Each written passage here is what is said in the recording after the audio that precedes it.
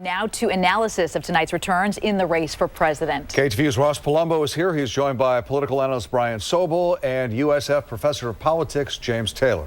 All right, well, look at those numbers that just came in tonight. A 30-point spread. No one expected a spread like that. Do you think it's going to hold? I don't know. It's early. It's a bigger gap than I expected. So if this is maintained, then it's a stunning way for Hillary Clinton's campaign to go out. What about you, Brian? Do you think she'd be this far ahead at this point? No, and I don't think anybody predicted this. I think people thought it would be a lot closer.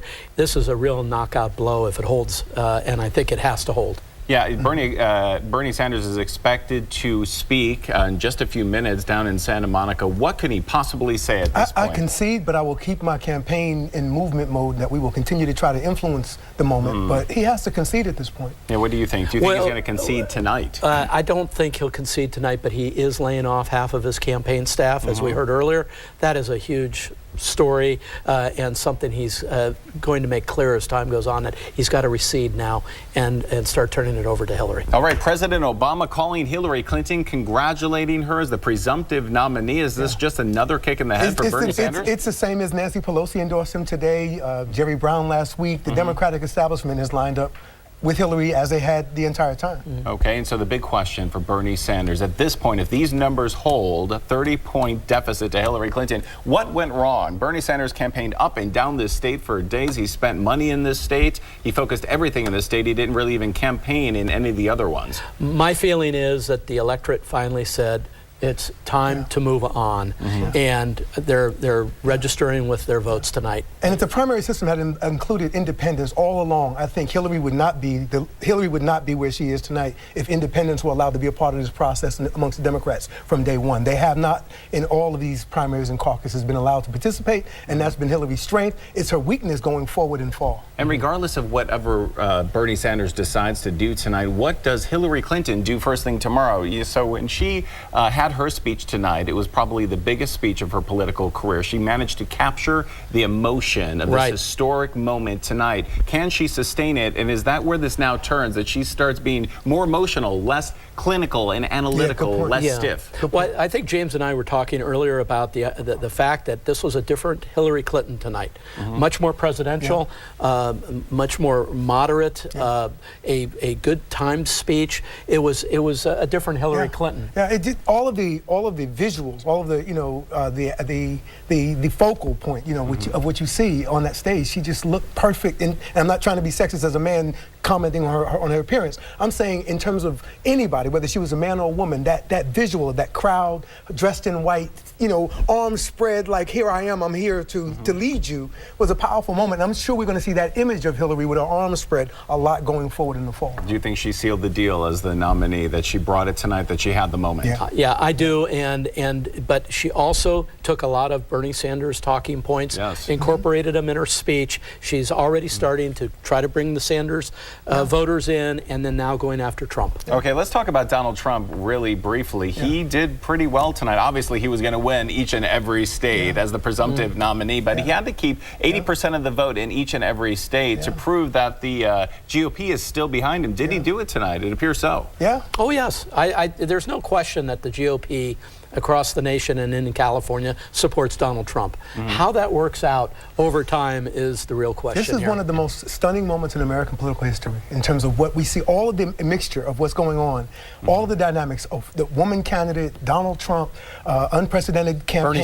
Bernie Sanders, a socialist. This is a phenomenal moment in American political history. No, nothing like it. Trump's doing well despite the controversy over the last 2 days with the judge talking about his Mexican-American heritage. In California, he's done well. And California getting 78% of the vote with 15% of the precincts reporting. We'll watch the rest of the returns come in all night long. For now, though, thank you so much. I'll send it back right now to Frank and Julie. All the polls had this race neck and neck, but right now it's not looking that way. Sanders way behind Hillary Clinton with 25% of the vote being reported tonight. She has a big lead right now. Let's go back over to KTVU's Ross Palumbo and our panel of analysts tonight. Well, that lead appears to be shrinking most of the night. It has been over 30 percentage points. Right now we're down to 23 points. What do you think? Do you think these numbers are going to change? Only about a third of the vote in so far. Do you think Clinton's running away with it? Yeah, so far they've held all night. I mean, since the first percent came in. And so There's been a 30% gap. If it holds all night, this is an overperformance by Hillary Clinton. What do you think, Brian? Do you think it's over for Sanders? No way back at this point? Oh, not at this point. You've got so many votes in already that I don't see how he makes up ground. It's a trend, and of course Hillary Yes. Clinton has already spoken tonight in New Jersey. She really tried to seize the moment. Now, as the Democratic presumptive nominee, she spoke of history. It was a big speech. Let's listen in for a moment. Still ceilings to break for women and men, for all of us, but don't let anyone tell you that great things can't happen in America. Barriers can come down. Justice and equality can win. Our history has moved in that direction, slowly at times, but unmistakably, thanks to generations of Americans who refuse to give up or back down. Now you are writing a new chapter of that story. This campaign is about making sure there are no ceilings, no limits on any of us, and this is our moment to come together. Such an interesting speech tonight from Hillary Clinton. Was it her moment? Did she take it? You know, for the first time we saw Hillary Clinton unscripted, it almost appears. She was emotional, she was powerful, and interestingly enough, 8 years ago to the day when she made that speech, when she conceded to Barack Obama, she was emotional again. Remember that? The 18 million cracks in the glass ceiling. Now, 8 years later, she's back to being emotional. Did she bring it home tonight? Oh, I thought it was an excellent speech. You know, we've watched Hillary Clinton dozens and dozens of times, and I really think this was an A-plus speech out of Hillary Clinton. And James, was it enough to change the course of her trajectory? I don't. Her trajectory to me. When it comes to how she's campaigning, I mean. Yeah, I think she's had some recent setbacks, but overall she's run a good campaign overall.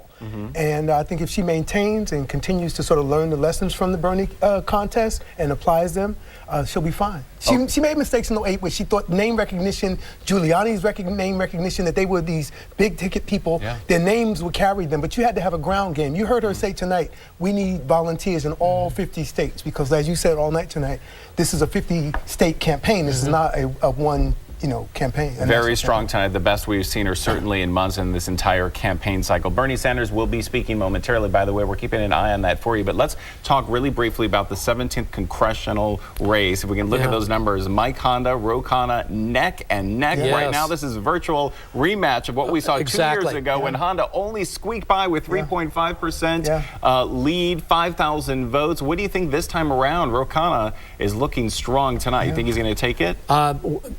We'll see, but you have an incumbent that's been there for a very long time, and Mike Honda, 8 terms, and then you have this guy who was there 2 years ago, fought it out, walked like crazy, worked like crazy, and we're just seeing one of these classic rematches. With Hillary and Kamala making history tonight, is California Democratic voters in the mood to make history, because this would also be new history? Why do you think it's pushing him over the top? Is it because President Obama this time around did not endorse Mike Honda? Do you think that made all the difference tonight?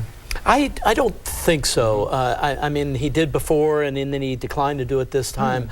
I think people know these two candidates in that district very, very well. Certainly by now. Absolutely. 2 years of campaigning. Absolutely. And so I think a lot of the votes were sealed coming into the contest, and I'm not sure the president had a lot to do with changing minds. Well, it'll be really interesting to see how Ro Khanna does. He's an attorney. He practices intellectual property, so that's certainly relevant to the Silicon Valley area. Neck and neck, it's a close one to watch. So we'll be keeping an eye on this one. We're still waiting for Bernie Sanders, but for now, we'll send it back to Frank and Julie.